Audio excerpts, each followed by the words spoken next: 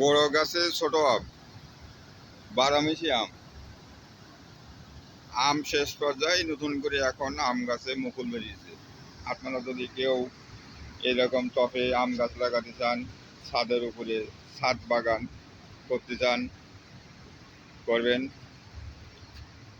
তবে একটা কথা খেয়াল রাখবেন যে টবের মধ্যে ফুল গাছ, আম গাছ, জাম গাছ যাই লাগান না কেন, যেন টবের ভিতরে পানি জমে না থাকে। তার কারণ পানি জমে থাকলে ডেঙ্গুর প্রভাব বেশি দেখা যাবে।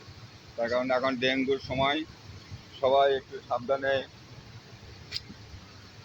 ফুল বাগান করবেন ছাদের উপরে। ফসলি ফলের গাছ লাগাবেন, ভালো কথা, কিন্তু টবে যেন পানি জমে না থাকে, এদিকেই সবাই একটু খেয়াল রাখবেন।